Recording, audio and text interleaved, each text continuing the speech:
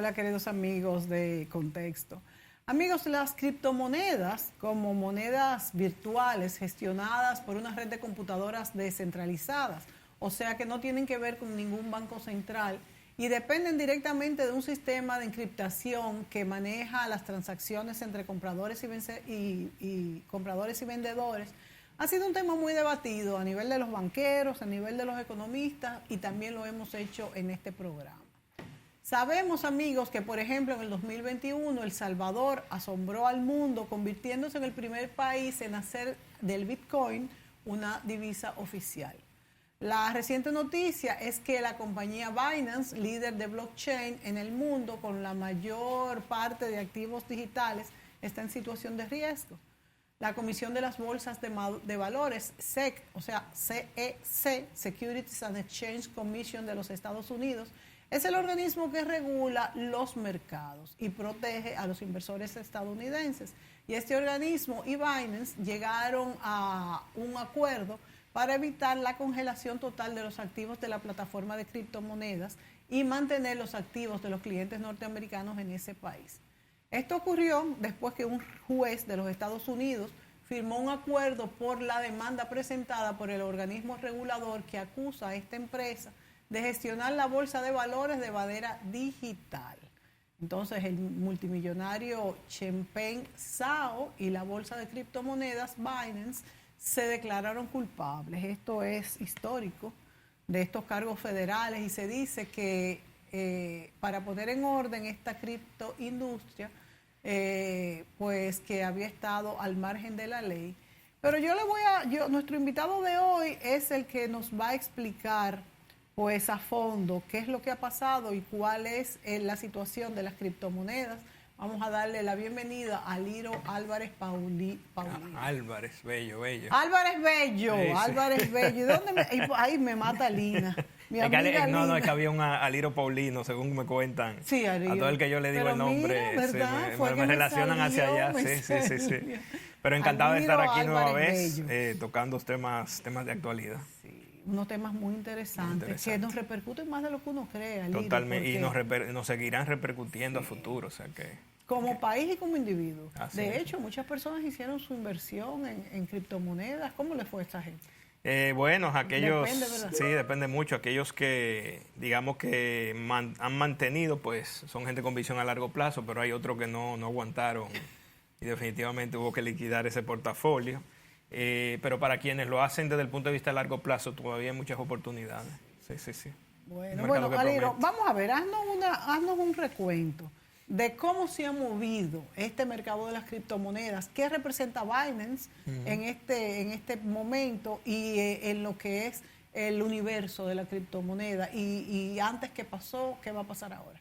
Pues haciendo un poco de recuento y de la última vez que conversamos sobre el tema, recordemos que para los tiempos de la pandemia, pues fue un mercado que ganó mucho auge, mucho del dinero provenía de minoristas también, que era económico invertir en las criptomonedas y eso hizo que ganara mucha relevancia, con muchas ideas, era fácil, se hablaban de los NFT y todo un mundo que iba a revolucionar hasta que entramos en una dinámica desde el punto de vista de política, monetaria y todo, y dada la situación de la economía y la inflación, de la subida de tipo de interés. Entonces, al comenzar a subir los tipos de interés, yo siempre digo que hay como unos escalafones donde todo el que está jugando con dinero barato, en ese momento pues interesante, invierto y todo, pero a medida que tú vas subiendo los tipos de interés se va desescalonando, porque hay gente que digamos que te puede aguantar una tasa del 1, hay uno del 1.25, 1.50, pero a medida que tú lo vas subiendo se va desarmando un poco esa estructura si tú lo estás haciendo, digamos, con dinero prestado. Entonces, a partir de ahí veíamos una caída digamos, del mercado en términos generales, pero también apoyado por algunos proyectos, como le llaman, que fueron quebrando, como el caso de, si mal no recuerdo, del proyecto creo que se llamaba Luna, que al final terminaron apresando a su fundador. Y y bueno, y así el mercado que comenzó en Y entrar en una cuando dinámica. apresan a un fundador de una plataforma de criptomonedas, básicamente ¿de qué se le acusa?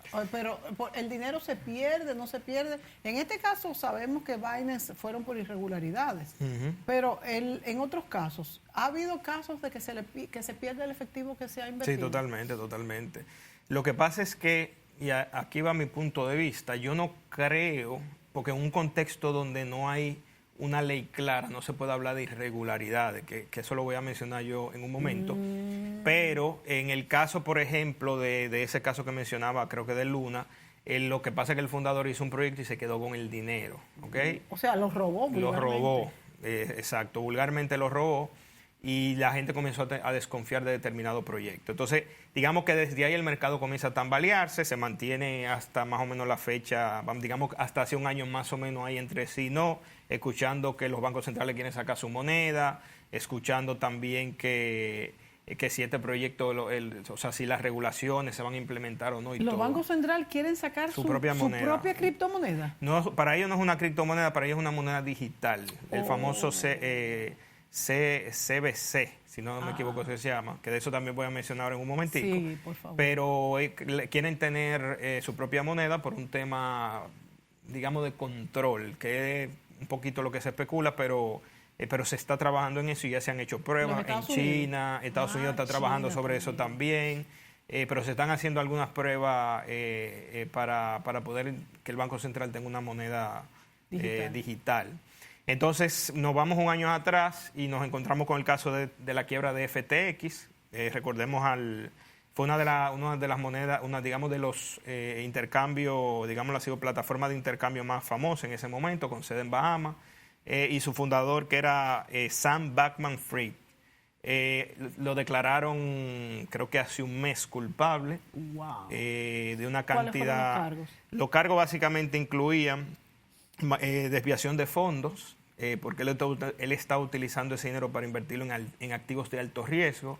Estaba utilizando ese dinero para financiar campañas. Se dice que él estuvo financiando parte de la campaña de Biden y de otros miembros, porque parece también que tenía aspiraciones políticas, él mismo lo decía. Sí.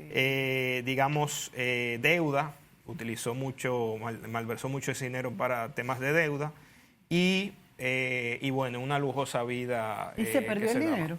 Y se perdió parte, y pues los inversionistas perdieron parte de ese dinero, de ahí que viene todo este revuelo. Y no solamente el inversionista retail, como nosotros le llamamos, también un inversionista de mucho prestigio, que básicamente fueron los que impulsaron esa demanda, o que se llevara la demanda. Él se enfrenta básicamente a 100 años de prisión.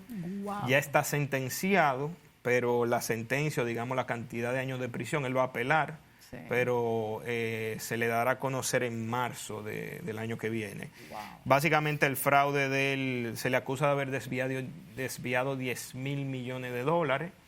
Y en términos de cantidad de inversionistas, hablaríamos como de 1 millón de inversionistas que estafó. Wow. O sea que no es poca cosa, y ya se está considerando como uno de los mayores fraudes financieros en la historia de Estados Unidos. O sea que si todavía pensáramos... ¿De cuánto hablamos en términos de dinero? En 10 mil millones de dólares. 10 mil millones de dólares. O sea que básicamente si pensáramos en Madoff o pensáramos en otros casos, pues esos son en buen dominicano unos niños de teta delante de este joven. Y digo joven porque, o sea, cuando empezó su proyecto y todo, menos de 30 años.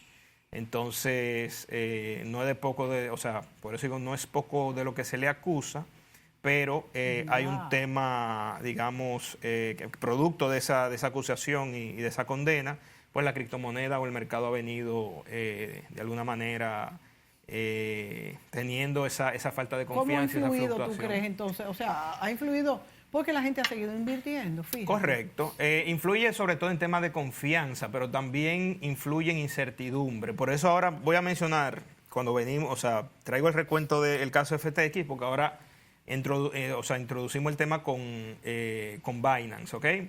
En Binance, el caso de Binance, que es la plataforma más popular y más grande a nivel mundial, el CEO es condenado.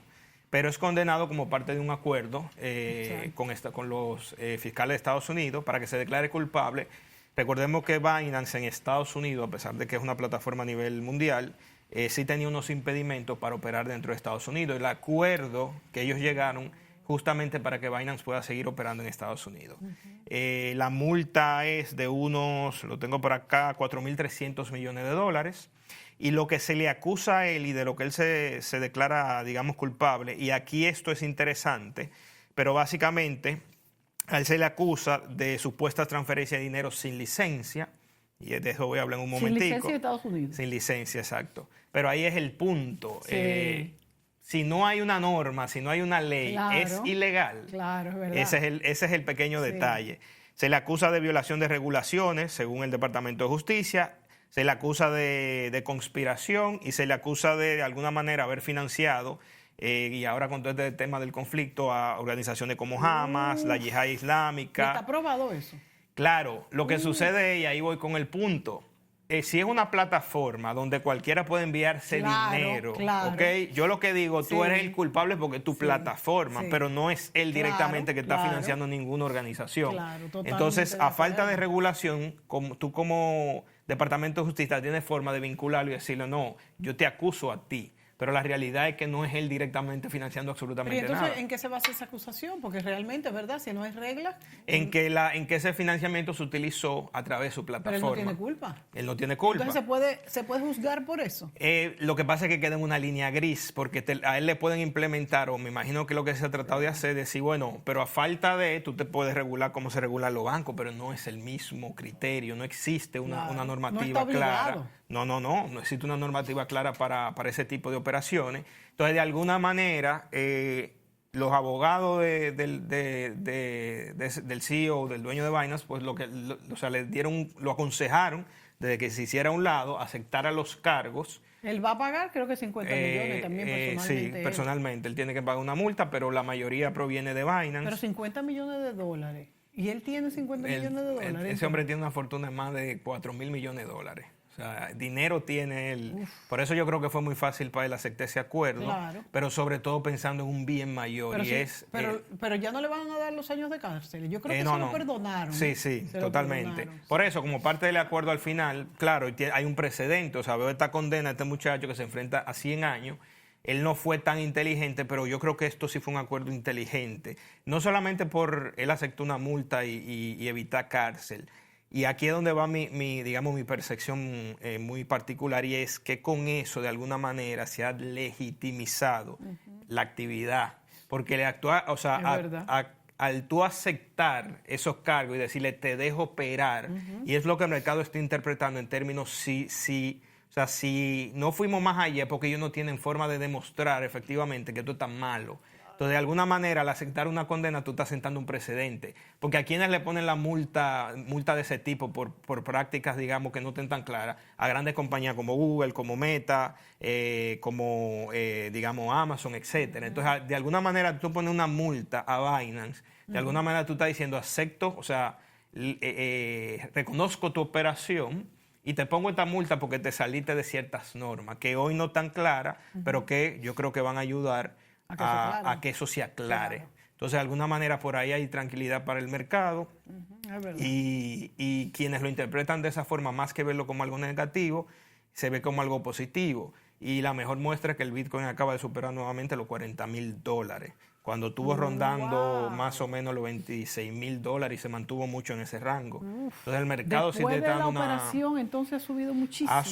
subió, se estaba manteniendo en los 30 y tanto y ya sobrepasó los 40. O sea que de alguna manera es un reflejo de que el mercado sigue con confianza y que estos pasos, más que ser algo negativo, de alguna manera están fortaleciendo el mercado, y sobre todo una plataforma tan grande como Binance, pues que se mantenga operando y le permitan volver a operar en Estados Unidos. Para mí, entre líneas, manda un mensaje muy claro. Ese valor del producto que subió de nuevo, ¿ha sido el de Binance o en general las criptomonedas? ¿Cómo que se maneja ese valor? No, ellos, se supone que ellos son custodios también. Binance tiene su propia moneda, pero también ellos son custodios, al igual que hay otras plataformas como Coinbase, donde hablaré en un momentico de ella, pero básicamente al tener, custodiar igual Bitcoin y otras criptomonedas, pues de alguna manera, al ser el Bitcoin una moneda referente, todas las noticias, digamos que yo veo el Bitcoin como si fuera el índice. Claro. Entonces, claro. si nos vamos al índice de referencia, en este caso siendo el Bitcoin, pues el mercado va a actuar. Y cuando hablo del mercado, no solo me refiero al Bitcoin, me refiero a que hay otras criptomonedas Pero una que pregunta, reaccionan positivamente. ¿Cómo se llama la criptomoneda de Binance? BNB se llama. Y corre paralela al Bitcoin. Corre paralela al Bitcoin, pero hay planes inclusive de deslistarla. Escuché por ahí que tienen planes de sacarla de circulación, pero... ¿Y ponerle otro nombre? No, hasta ahora no se lo planea. Inclusive el nuevo CEO que asumió, que ya era parte de la organización, Sí. pues está promoviendo mucho el tema de la regulación.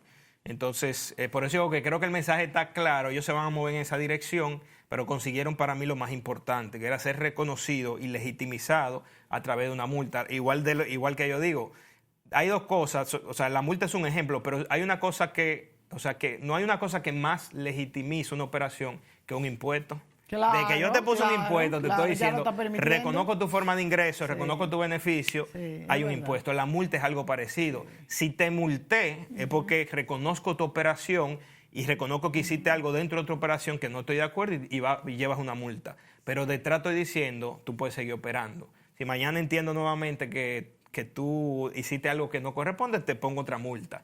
Pero ¿de dónde ellos sacan, o sea, de dónde ellos van a recibir ese dinero de esa multa? De los beneficios que está generando la operación. Entonces, por eso creo que es un mensaje muy claro. Sí, es verdad. Ahora bien, Aliro, yo creo que el hecho de que este nuevo CEO, que como tú muy bien dices, estaba ya antes en la empresa, o sea que la conoce muy bien, se llama aquí, lo tengo Richard Tenk, él dice que él va a llevar esta plataforma por un mercado más convencional. Correcto. Esto no va a ser, y con más reglas, esto no va a ser que pierda ya ese encanto, porque la moneda digital tiene un encanto de la rapidez, de que no tienes que dar datos, de que una persona puede adquirir la famosa billetera, que por cierto yo no la acabo de entender cómo que funciona.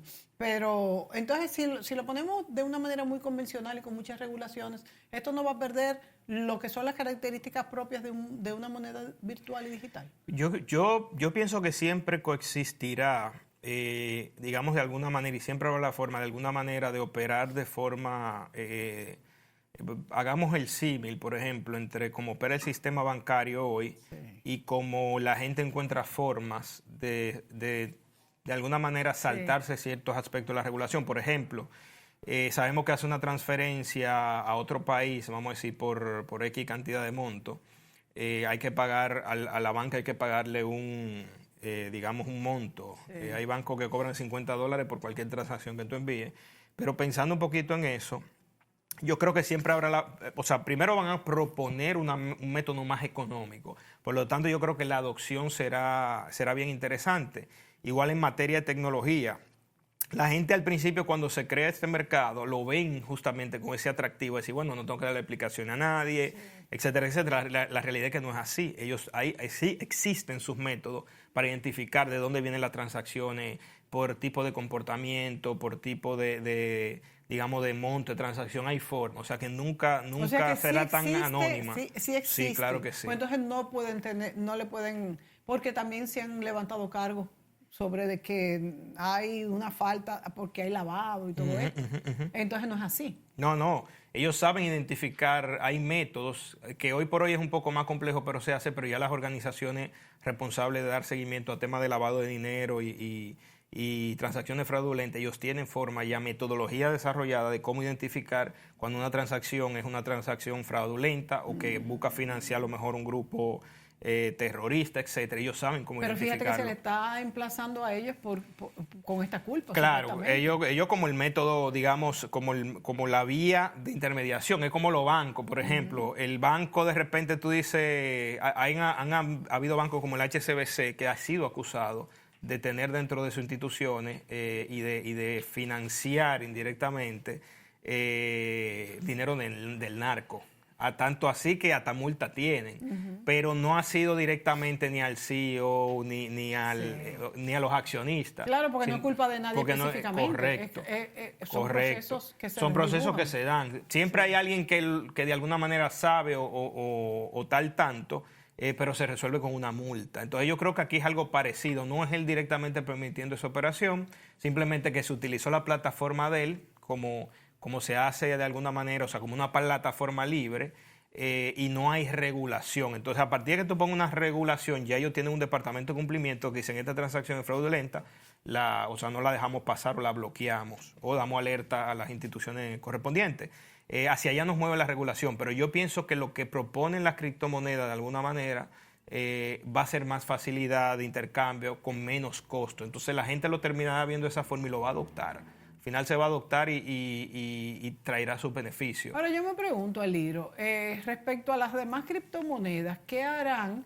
Porque si a estas se le acusó de lo que se le acusó, yo estoy segura que pudiera haber algunas de esas mismas irregularidades, quizás de no todas, pero sí de algunas, en las otras plataformas de criptomonedas. Entonces, ¿qué va a pasar? Porque también es injusto si las otras tienen parte de esas culpas, que no se les diga nada. ¿Por qué? Lo que pasa es que a menos que se haga un marco de referencia, porque hay otro por ahí, otro ejemplo bien claro, y ese sí tiene un tiempo en la justicia, y creo que inclusive se falló a favor de esa compañía que se llama Ripley. Y básicamente es otra compañía que tiene una criptomoneda asociada, y lo que se decía era que la venta, y creo que ese fue el primer caso, la venta de esa criptomoneda debió haberse hecho como si se hubiese hecho una emisión de acciones. Porque al final ¿La lo que ellos venta de la compañía? No, de la criptomoneda de esa compañía. Es como si yo como institución, en vez de lanzar una acción de mi compañía, lanzo una criptomoneda. Okay. Básicamente sería similar. Pero lo que alegan los reguladores es que el proceso en el que se hizo pues no cumplía con la regulación que no existe. Ok, pero Ripley vendió sus acciones o vendió criptomoneda, o sea, vendió moneda de su compañía. O sea que lo que eso significa que de alguna manera quienes tuvieran moneda de ellos se beneficiarían de la apreciación de esa moneda. Sí. Entonces lo que agregan los reguladores es, tú debiste llevar un proceso a cabo como si hubiesen sido acciones. Pero lo que ellos dicen, pero es que no son acciones. No son acciones. Entonces, esto es todo un dime y direte en un tribunal, demostrando uno por un lado que lo que hicieron no fue ilegal porque no son acciones. Oye, al no ser acciones. Los costos legales de esto son altos. Sí. Y por eso es que siempre se habla de que como parte de la demanda, en caso de ganador o perdedor, tienen que el que pierde tiene, o el que demandó, mejor dicho, tiene que incurrir en los gastos del ganador. Wow. Entonces, en este caso, eso es un pleito que viene hace tiempo, tiene ya 3 o 4 años. ¿Quién es que lo paga, el que pierde o el que gana? Dependiendo del acuerdo, exacto. Pero en el caso por lo regular de quien demanda, si no tiene la razón, entonces muchas veces hay una demanda para decir, págame mis gastos legales, que me hiciste incurrir por algo que tú no tenías razón. Claro. Entonces, el caso de Ripley es otro caso, digamos, de estudio, porque el regulador dice, no, pero tú debiste hacerlo de esta forma, pero ellos dicen, pero que esto no son acciones. Entonces, ir a un tribunal a dar sus argumentos y todo, pero creo que, si mal no recuerdo, hace un par de buenas semanas, largas, se falló a favor de Ripley, reconociendo, bueno, efectivamente, no son acciones, o sea, yo no puedo seguir ese proceso de las acciones. Es un caldo de cultivo para los abogados buenos, ¿eh? Totalmente, y abre el paso a los otros ejemplos de eso. Otras, digamos, siento un precedente, porque otras compañías que hayan hecho lo mismo, entonces lo que yo le estoy diciendo a él, lo que ustedes hicieron no es ilegal. Y ya está reconocido por un juez. Claro. Por eso digo que de alguna manera estos casos, llevarlos a los tribunales, sientan las bases para que no haya otra opción que no sea regular el mercado y que se comience a aceptar o a reconocer como un activo financiero definitivamente y de libre transacción. Claro, porque señor, esto era algo que no existía, que es algo muy nuevo, que tiene que pasar un tiempo para que haya... con lo que le llaman los consuetudinarios, que por haber pasado se acepta. Vamos a la pausa, Liro, volvemos de inmediato.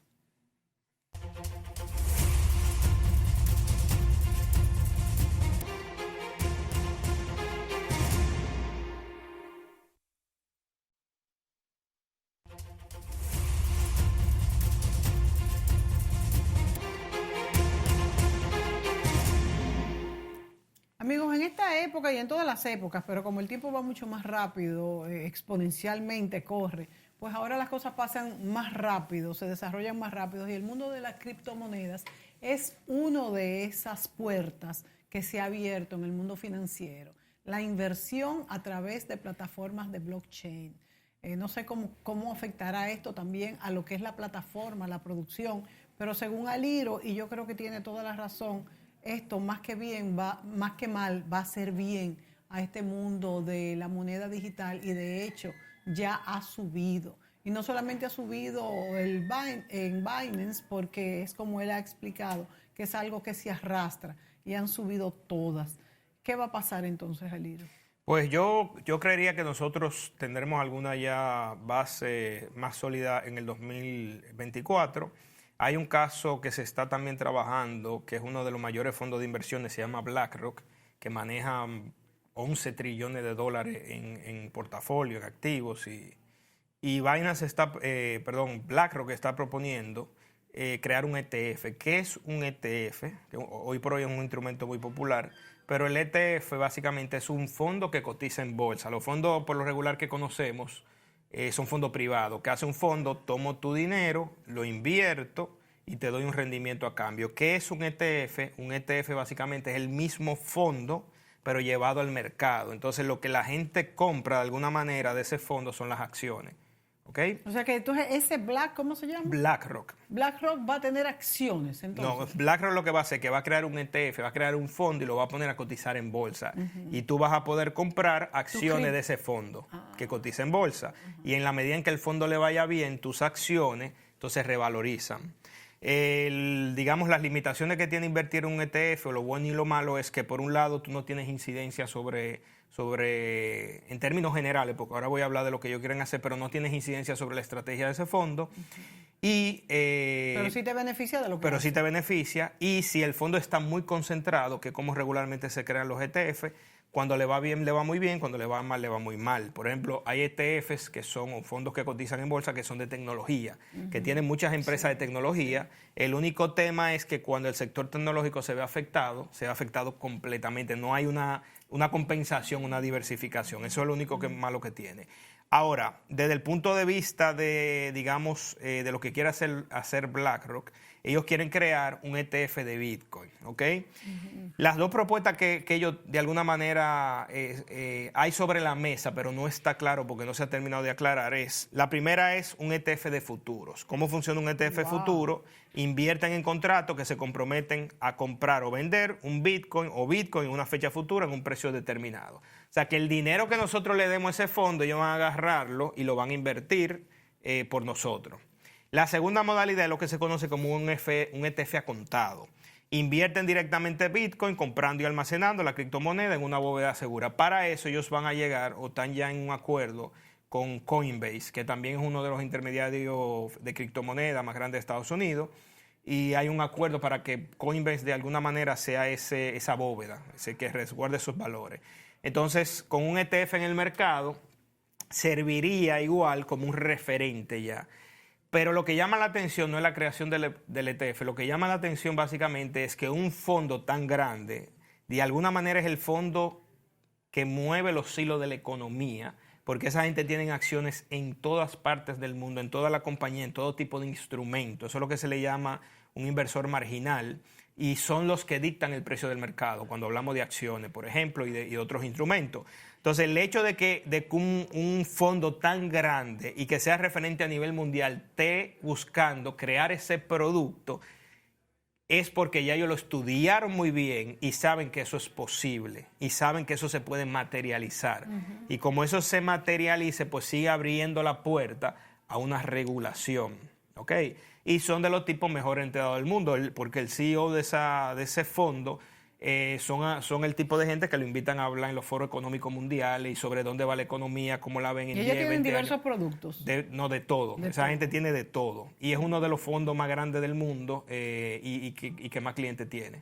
Y cuando hay algún fondo en problema o hay alguna situación, es de la gente que buscan o para un rescate o para que se ocupe de alguna forma. Entonces, el hecho de que ellos estén detrás de esa movida es un signo positivo de que nos están dando unas indicaciones fuera de todo el ruido que se oye en el mercado, de que hay una dirección muy clara y de que eso eventualmente se va a materializar. Y cuando hay compañías tan grandes que se dedican a productos, vamos, en este caso financieros, pero es como cuando las compañías de carros de combustibles se metieron a hacer carros de eléctricos.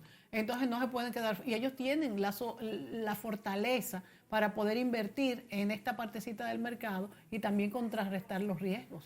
No, y definitivo, a ver, ellos, su naturaleza es la inversión en todo tipo de instrumentos. O sea, esos tipos inclusive para el año de la pandemia y todavía posterior a la pandemia, uno de los métodos de inversión que ellos han estado trabajando son comprar condominios, por eso el precio de la casa en Estados Unidos se disparó tanto.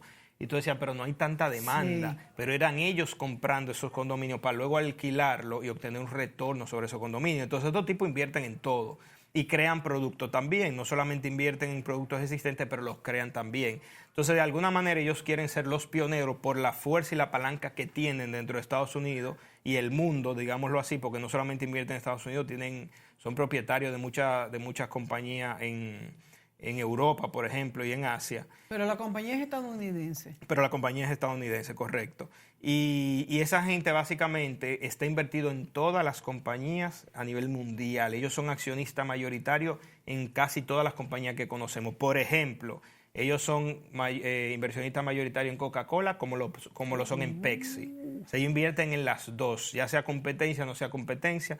Ellos están invertidas en ambas compañías. Entonces, básicamente son la gente que dictan, de alguna manera... ya ni siquiera entonces son las multinacionales las que son las dueñas del mundo, son estas compañías. Son estas compañías que están por encima de las multinacionales. Ellos son dueños de las multinacionales y toman las decisiones del lugar. Entonces, con esa palanca tan fuerte, bueno, no creo que vaya a ser, o sea, imposible que esa gente logre que le aprueben el ETF y a partir de ahí, pues, inclusive me voy más lejos.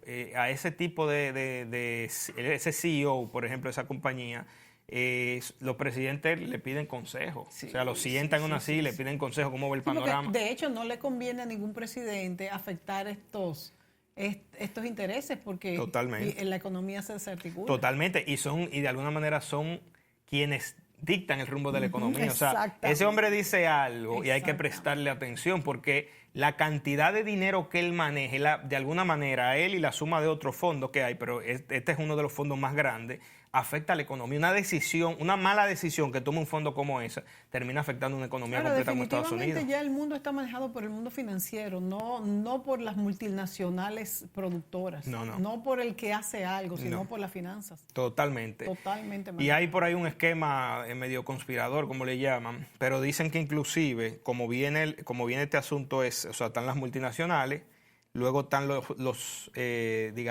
gobiernos, y de alguna manera luego están los bancos centrales, y por encima de los bancos centrales hay un grupo de familias, que esas son las que controlan básicamente, porque cuando hablamos de familia uno sonará mucho, decir, bueno, manejan 11 trillones de dólares ese fondo, pero cuando tú haces la suma de la familia, no sé, Walmart, la gente que es dueño de Walmart, los Rockefeller, no sé qué, esos son fortunas que cuando uno mira hacia abajo, esas son la gente que controlan el mundo, definitivamente. Por eso te digo que también esas mismas familias son las dueñas del mercado financiero. Totalmente, controlan la mayoría de las instituciones. O sea, imaginemos que esa familia controla BlackRock. Y BlackRock tiene acciones, y hay mayoría de acciones en muchas de las compañías a nivel mundial. O sea que esas compañías, ese mundo financiero está manejado por esas mismas familias. Por esas mismas familias. Al final de todo. Totalmente, son familias de generaciones de muchos años, pero el instrumento que ellos utilizan para tener influencia son tal cual esos fondos y esas empresas que fundaron o que tienen acciones, o que si mañana entienden que hay una que tiene más palanca que otra, van y las compran porque tienen el dinero. Y a través de esas compañías es que se mueve el mundo, básicamente. Y que no son diferentes generalmente. O sea, decimos que el mundo financiero es el que mueve el mundo, pero lo que tú estás explicando es justamente eso, que son parte de esa misma familia, son parte de la producción, de la manufactura, de todo. Totalmente. O sea que no es distinto. Totalmente. Y yo ponía ahorita, la mención del Banco Central, de la CBDC, y básicamente el Banco Central está buscando tener su propia moneda para tener un mayor control. Yo soy de la idea de que lo que nosotros estamos viendo aquí no es más que un avance tecnológico, ¿ok? Siempre ha existido para mí el dinero digital, porque cuando nosotros pagamos con una tarjeta de crédito, todo eso es dinero digital en una computadora. La diferencia que yo digo es, o como yo lo veo, es que ahora lo va a tomar directamente el Banco Central. O sea, nosotros vamos a poder tener cuenta directamente en el Banco Central y no a través de un intermediario. El intermediario es el que desarrolla o aplica tecnología de vanguardia y como está diseñado el sistema, el Banco Central trabaja a través de su intermediario, que son los bancos. Y los bancos, para facilitar transacciones, etcétera, etcétera, y mejorar beneficios, pues tiene que aumentar el nivel de tecnología que tiene y facilita transferencia de pago y todo a un costo determinado. Lo que el Banco Central busca es decir, espérate, yo voy a tomar ese testigo ahora y yo voy a crear cuentas directamente y yo voy a tener una mayor influencia y a manejar sobre todo la información. ¿Por qué? Porque en la medida en que el Banco Central controle directamente el dinero o nos obliga a tener una cuenta en el Banco Central, van a saber en qué gastamos el dinero, con qué frecuencia lo gastamos. Inclusive cuando haya una ayuda, digamos como lo que pasó en la pandemia, nos van a dictar de alguna manera en qué debemos gastarlo, porque cuando vayamos a pasar esa tarjeta en algún lado, aquí no. Y van a influir en la forma en la que nosotros gastamos en la medida en que quieran, digamos, beneficiar un sector, beneficiar a lo mejor una industria, un tipo de producto, lo que sea, y van a poder tener una mejor medición de la inflación, porque van a controlar la forma en la que se gasta y cómo se gasta. Y esto puede ser bueno y puede ser malo. Tiene exactamente, o sea, por un lado es muy positivo, pero por otro lado no nos convendría tanto si tocar un gobierno que sobre todo muy controlador. Entonces eso es lo que se habla un poco de, todavía está mucho sobre el debate, y por eso digo que sobre ese sistema siempre habrán alternativas, que el que no está de acuerdo va a decir, no, yo me voy por aquí. O voy a utilizar. Ahora bien, Aliro, algo que comenzó como lo más libre y que nos da todas las opciones fuera de lo que sería la regulación de los gobiernos, caeríamos en todo lo contrario. Correcto. Tal cual, y ese es el punto de que algo que te venden como que yo insisto, para mí es tecnología un poco más sofisticada, aplicada, pero creo que eso son cosas que ya existían. Pero al final es una tecnología que mal utilizada se puede convertir en un instrumento tal cual autoritario y promover, por ejemplo, dictadura. Sí. Yo digo que el elemento, si tú quieres tumbar de alguna manera un gobierno, por ejemplo, un Estado, lo único que tú tienes que afectar su economía. Claro. Porque como se ve a la economía afectada, pues así mismo se ve afectado el partido del gobierno, etcétera. Pero ¿qué pasa? En un sistema como el que estamos proponiendo, ¿quién toma ese control? Lo toma el gobierno. O sea, ya no está en las manos de la gente decidir, ahora decido yo. Y si quiero mantener a la gente contenta y quiero que el dinero le llegue o lo que sea, pues yo lo canalizo. Y así mismo, si veo un grupo con el que no estoy de acuerdo, etcétera, o sea, ya yo tomo el control. Por eso, aunque dicen que los bancos centrales son independientes, la realidad es que quien propone o nombra a los gobernadores de los bancos centrales es el Estado, el Estado de turno. Claro. Entonces, al final no deja de ser un instrumento que se puede utilizar para fines del mal, digámoslo así. Indudablemente. Para imponer cosas externas que no son... Que no necesariamente favorecen. Pero, por otro lado, y es lo positivo también, con respecto a lo que más nos preocupa, que es la inflación, habrá mayor control porque ya se podrá ver de antemano. La inflación es una métrica, digamos, se le llama una métrica, un indicador rezagado, porque hay que esperar a tener los datos entonces para poder decir, ok, la inflación cerró en tanto. Esto permitiría, como ellos van a tener información en qué estamos gastando, eso permitiría ver un análisis que desde el punto de vista de datos es interesante, cómo está la oferta y la demanda de determinados sectores, productos, etcétera, etcétera. Entonces, van a poder accionar un poco más deprisa y no necesariamente esperar que cierre el indicador para decir, mira, hay inflación aquí o la subyacente está por encima, etcétera. Incluso aún con pocas cuentas, porque se extrapola. Correcto, correcto. Vamos a la pausa, Liro. Volvemos de inmediato.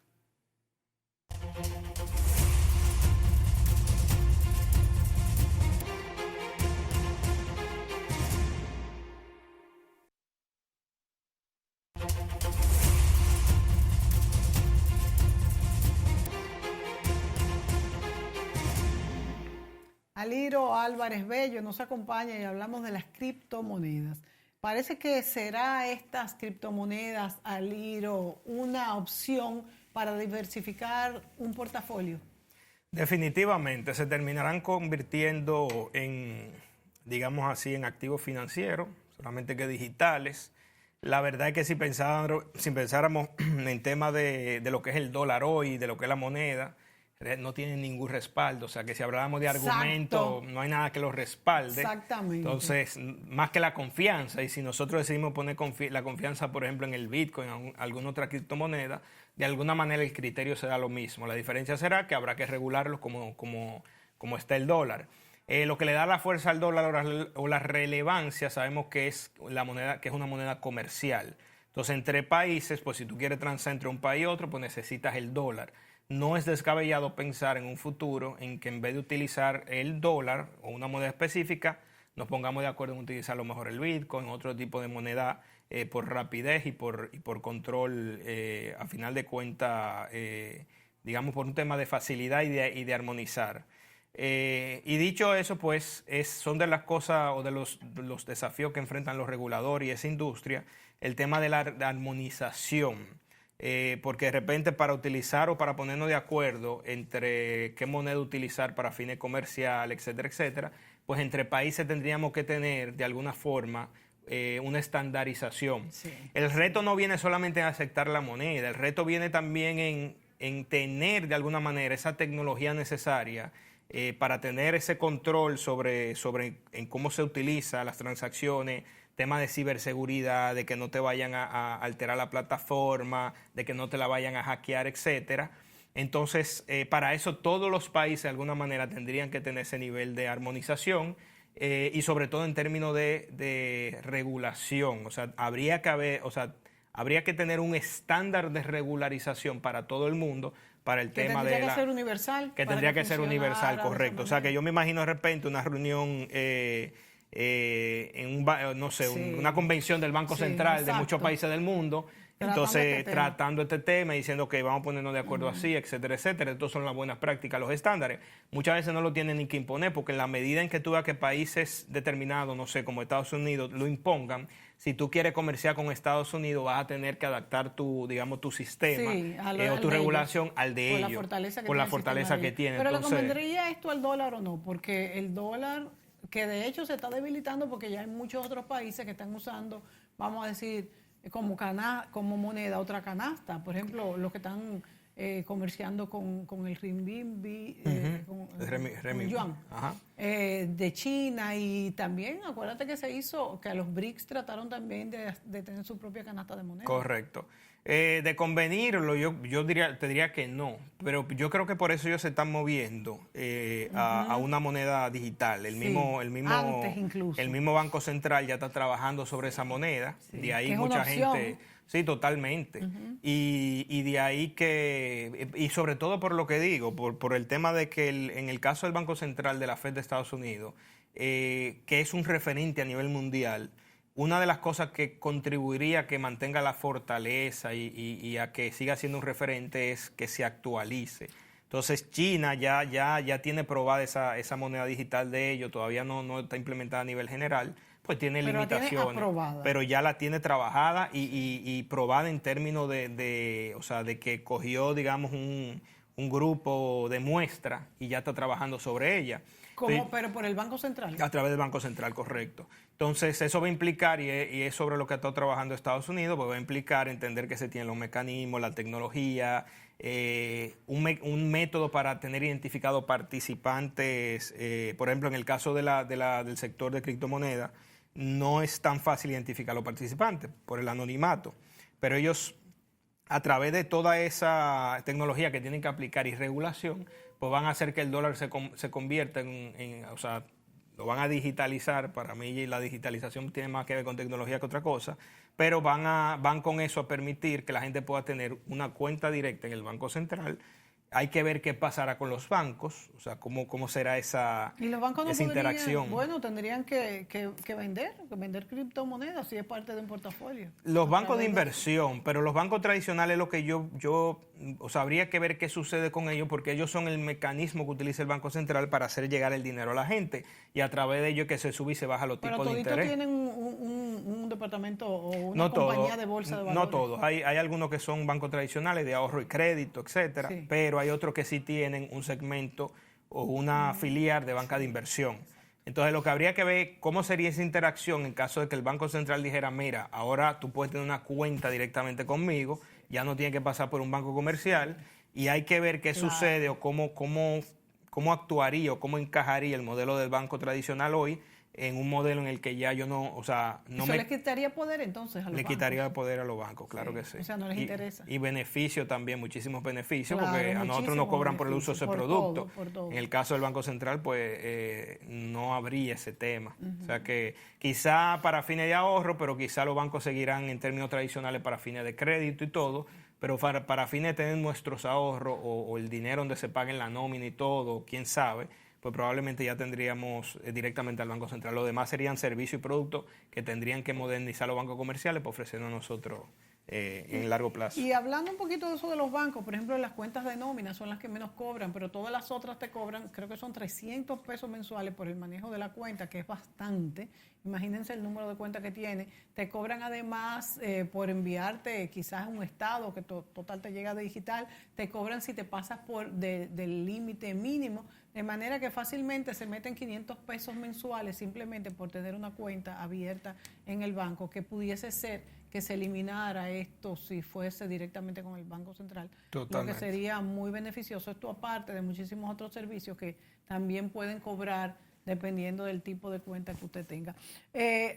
Aliro, ¿qué pasará, por ejemplo, en El Salvador, que es una moneda de curso legal, el Bitcoin, que se dijo, incluso se miró muy mal a Bukele porque hizo esto? Bueno, lo han criticado muchísimo, pero además de porque había perdido mucho valor y ahora con esta revaluación. Pues bueno, él tiene pendiente todavía el proyecto de la ciudad Bitcoin, que lo presentó con bombos y platillos en su momento. En el mundo de la inversión realmente no se trata de, o sea, el éxito viene de la consistencia, no viene de un momento, no viene de una operación exitosa, sino de qué tan consistente tú eres. Y yo creo que, yo soy de lo que piensa, ese proyecto terminará teniendo éxito, yo pienso que terminará imponiéndose, le hace falta tiempo.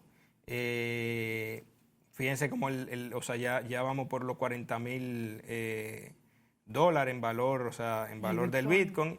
Entonces yo pensaría que no ha visto por lo menos ningún problema económico, como se decía. Él tiene una buena reserva de Bitcoin, que yo recuerdo que una vez hice un comentario en Twitter y él inclusive lo reposteó. ¿Cómo? Sí, donde yo decía que no era descabellado pensar que por la cantidad de Bitcoin que él estaba comprando, eventualmente se podía volver digamos, un prestamista en Latinoamérica para financiar. Entonces, él reposteó y todo, ahí hubo todo tipo de comentarios, pero la realidad es que si mañana eso triunfa, él va a tener un excedente que de repente él va a ir a negociar con los países.